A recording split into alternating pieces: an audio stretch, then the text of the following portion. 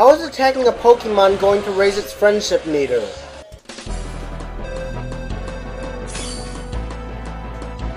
Dang, I meant to put Articuno sign. Wait, put me down, put me down, put me down! Dang, now I have to go all the way back, climb those avalanches, all the way back to the top of the mountain. At least in the regular Pokemon games, you can immediately cancel the flight. Suicune, Entei, and Raikou can use Roar to make Pokemon appear out of trees and bushes. But if you want to complete your browser, you might as well just roar everywhere you go. It's so repetitive. After awakening Moltres and Articuno, the bad guys awaken Zapdos. Hey, why is the bad guy facing away from Purple Eyes when he's talking to him? Doesn't make sense. I know it's not to spoil it, but come on! It still makes no sense.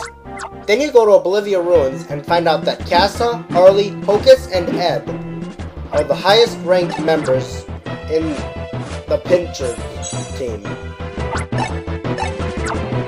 Wait, Harley was a bad guy all along? Jeez, I couldn't tell by his obvious green Pincher uniform! And Edward is the leader, also known as Ed the Thinker.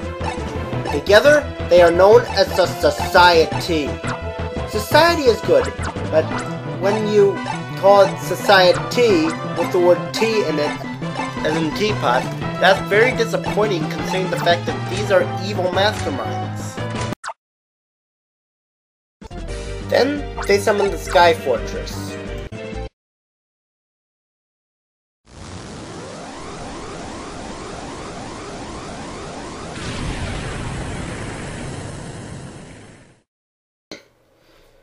And then, that cannon they fire destroys Dolce Island. I have to give them some credit. I mean, seriously, they summon a giant tower to destroy Dolce Island. I mean, you gotta admit, even though that's scary, it is pretty awesome. And I must admit, that is pretty awesome for a bunch of people living in a retirement home to do. And I will admit, this music is awesome.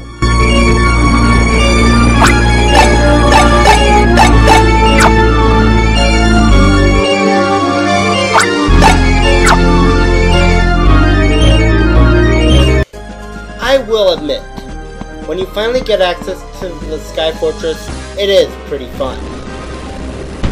Then you chase Kassa, Harley, and Hocus. When you chase Kassa, she dresses up as you and tries to trick Summer into thinking that you're the bad guy. Summer doesn't know who is the real you, so she asks you and Kassa questions that she thinks the real you knows. The first one is easy, the last one is average, but the second is impossible. If you mess up once, someone will think you're the imposter. Seriously, how does Summer know that I didn't fall asleep during the answer to the second question? After beating Kassa's Ditto, you face Arlie and his Regigigas. Arlie's Regigigas has so much health, and it's so annoying that try telling me that you can capture it without feeling like your wrist is going to break. When you try to encounter Hocus, he will create a sky illusion. Then, Hocus traps Pichu in a box, hides in 3 other boxes in the room, and the boxes look like they've been directly ripped off of Super Mario Brothers. Then he mixes the boxes up and sends them flying in 4 different directions. And the boxes are so far apart from each other. And if you pick a wrong box, you have to capture another Pokemon before you can continue. And the boxes are so far apart from each other that you have to run a really long way to find the box that has Pichu in it. Don't worry, it's not its fault. Implying that Pichu would actually blame itself for the fact that Hocus was the one that trapped Pichu in the box. It's not like Pichu got itself trapped in the box. I mean, why would Pichu blame itself for getting trapped in the box if it was Hocus's fault? And then, when you finally get Pichu back and chase after Hocus, he puts you in a trance, then he becomes huge. Oh look, they didn't bother filling in the pixels for him. They just basically took a 16-bit sprite of him and supersized it. Imagine in Super Mario Bros. If Mario grew big, he didn't have the right pixels. How would that end up? Not really good. Anyways, then Hocus sends a giant Crobat after you. Oh, and look, they didn't film the pixels for it either.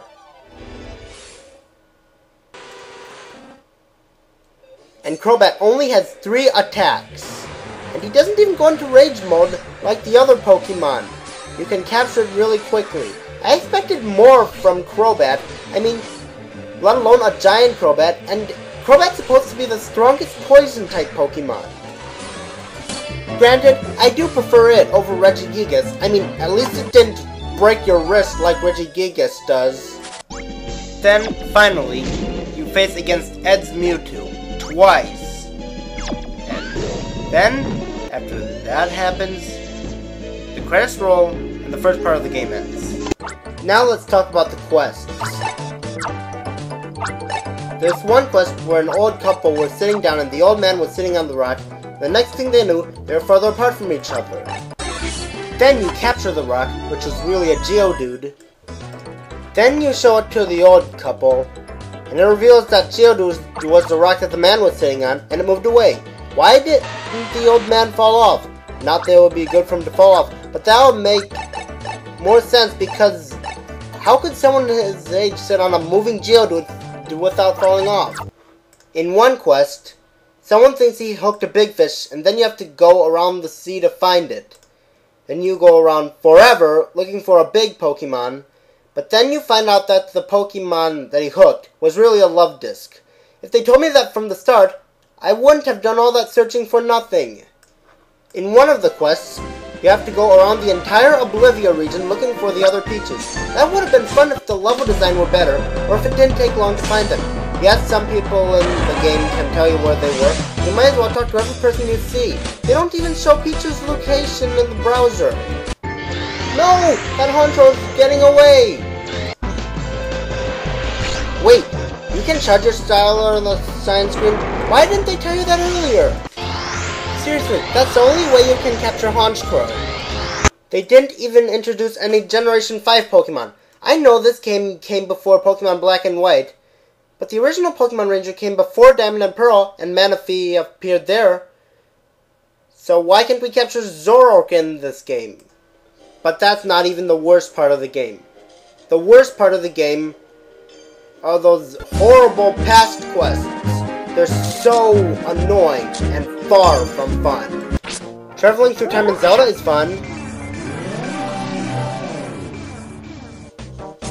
but here, they're boring. Seriously, the music is annoying. You have to capture a number of Pokemon before you face the boss, and you have a limited time to do that. If you don't do that after time, you have to start the entire mission all over again. Thankfully, there are time extensions, but that doesn't excuse the frustration. The worst one is the Aggron's Footsteps one. You have to capture 4 Bastiodon. No, not Rage Mode! You gotta be kidding me! This may look easy, but that's only because the footage I used was footage of the person playing at a high level, while I was playing at a low level when I did this. And no, your level in the regular game in the future does not carry on to the past, meaning that you're like at level 10 when you face these Bastiodon, so they take much longer than this. I wish I could find footage to prove it, but this quest is so boring that no one bothered to upload it on a low level. And if you accidentally run into an Aggron, they take even longer to capture than the Bastiodon. They take 2 minutes to capture, which is long by past missions. But this is the worst part of the mission. When you finally reach Probopass, surrounds itself with rocks, even makes a rock thing come out of the ground. So you draw the loops too big or too small, you'll likely take damage. You can't wait until the coast is clear because of the time limit. This boss is plain annoying, takes forever to capture, it's nearly impossible to draw even one loop around it without taking damage. And again, this is footage from a high level, and normally it takes forever to capture. You can't capture Probopass in time, you die. And if you take too much damage, you die too. And worst of all, if you fail to capture a Probo Pass, you have to start the entire mission all over again, as if the game wasn't repetitive enough. Okay, that's it. I give up. I don't want to subdue myself to any more torture. I am through with this game. This game is terrible. I thought it would be a masterpiece, but instead, it's garbage. Thankfully, it didn't ruin the entire franchise. I mean, Pokemon Black and White are good, and they came out after Guardian Signs, but Guardian Signs did ruin the Pokemon Ranger series. Unless they somehow managed to make a good Pokemon Ranger game after this. But until then, I hereby resign from my Pokemon Ranger duties. I'll just stick to being a Pokemon trainer. Professor Hastings still has 11 other top rangers back at the Union that are just as good as I am at being a Pokemon Ranger, so he doesn't need me anymore.